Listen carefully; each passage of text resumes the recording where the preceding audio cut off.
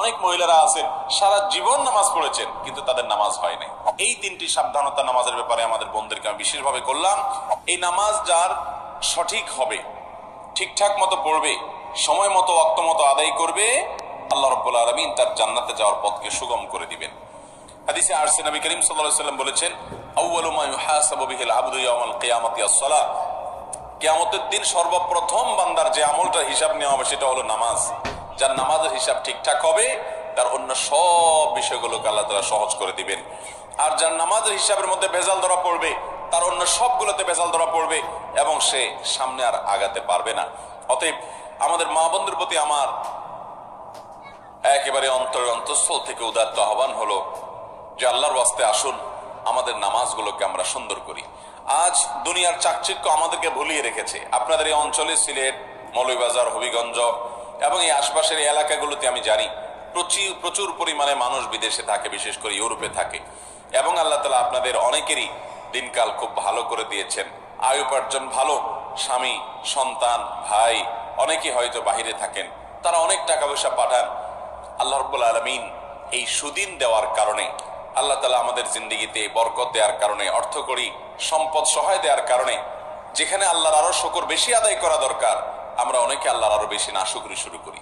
এবং আমরা দেখা যায় যে অনেক বোনরা আছেন রাত বিরাত পর্যন্ত, এটা শুধু এই অঞ্চলে নয় সারা দেশে এই রোগ, যে রাত গভীর রাত পর্যন্ত মোবাইলে টিপাটিপি, টেলিভিশন দেখা দেখি, এগুলা করতে করতে আমাদের রাতের বড় অংশ কেটে যায়। ফজরের নামাজ পড়া হয় না, সন্তানদের পড়তে দেই না, নিজেরা পড়তে পারি না। অনেকে 7টা 8টা বাজে 9টা বাজে ঘুম থেকে উঠেন। আমার বোনেরা আমার, আল্লাহ রাব্বুল আলামিনের কাছে এই নামাজগুলোর জন্য হিসাবদিহি করতে হবে। দুনিয়া চিরকাল থাকার জায়গা না বোনেরা আমার। এই সম্পদ, এই টাকা পয়সা, এগুলা কোলে নিয়ে, এগুলোকে আগলে নিয়ে, এগুলোকে বুকে জড়িয়ে নিয়ে আপনি সারা জীবন থাকতে পারবেন না। বিশ্বাস করুন, আল্লাহ রাব্বুল আলামিনের কাছে আমাদের সবাইকে যেতে হবে। ইন্না লিল্লাহ, নিশ্চয় আমরা সবাই আল্লাহর সৃষ্টি, ওয়া ইন্না ইলাইহি রাজিউন, আর আমাদের সবাইকে আল্লাহর কাছেই ফিরে যেতে হবে।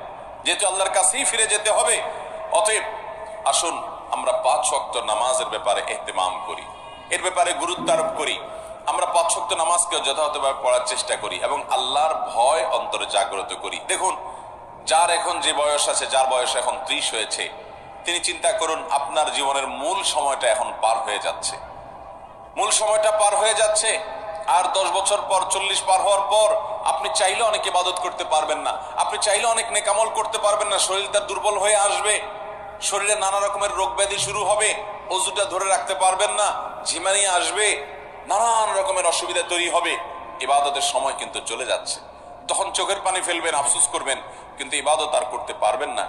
এরপর একটা সময় আপনি দেখতে দেখতে দুনিয়া ছেড়ে, সব কিছু ছেড়ে আপনাকে চলে যেতে হবে। এই সম্পদ মানুষ ভাগযোগ করে নিবে, ওয়ারিসরা, ছেলে মেয়েরা, নাতিপুতিরা ভাগযোগ করে লুটপাট করে নিয়ে নিবে, কিন্তু আপনাকে আপনার আমল নামা নিয়েই দুনিয়া থেকে যেতে হবে। অতএব আসুন আমরা 5 ওয়াক্ত নামাজকে সুন্দর করি। যারা ফজরের নামাজ পড়ছেন না বা পড়তে অসুবিধা হচ্ছে, শুনে রাখেন, নবী করিম সাল্লাল্লাহু আলাইহি ওয়াসাল্লাম বলেছেন, মুনাফিক যারা নামে মুসলমান, আল্লাহর খাতায় মুসলমান না, যারা আল্লাহর খাতায় মুসলমান না, নামে মুসলমান, এদের একটা বড় মার্কা হলো তাদের জন্য 2টা ওয়াক্ত নামাজ পড়া খুব বেশি কঠিন হয়। তার একটা হলো আসর আর একটা হলো ফজর। এই 2 ওয়াক্ত নামাজ যদি কারো দ্বারা পড়া সম্ভব না হয়, সে অন্যান্য ওয়াক্ত পড়ে কিন্তু এই 2 ওয়াক্ত পড়তে পারে না, তাহলে সে যেন সাবধান হয়, সে যেন সোজা হয়ে বসে, সে যেন আল্লাহর দিকে দৌড়ায় এবং ঈমানকে নবায়ন করে। কারণ নবী করিম সাল্লাল্লাহু আলাইহি ওয়াসাল্লাম এটাকে বলেছেন যে এই 2 নামাজটা হলো মুনাফিকদের জন্য সবচেয়ে কঠিন, সবচেয়ে ভারী, এটা পড়তে তাদের সবচেয়ে বেশি অসুবিধা হয়।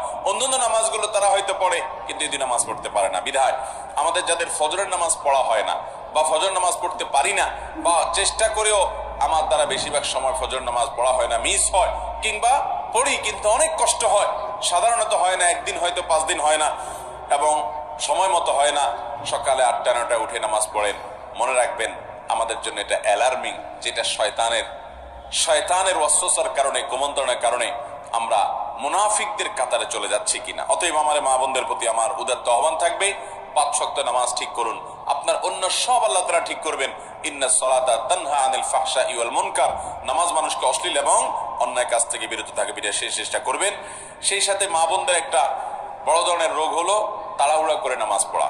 এই রোগটা পুরুষদের মধ্যেও আছে কিন্তু তুলনামূলকভাবে আমাদের মা বোনদের মধ্যে বেশি দেখা যায়। লম্বা সময় নিয়ে খুব ধীরে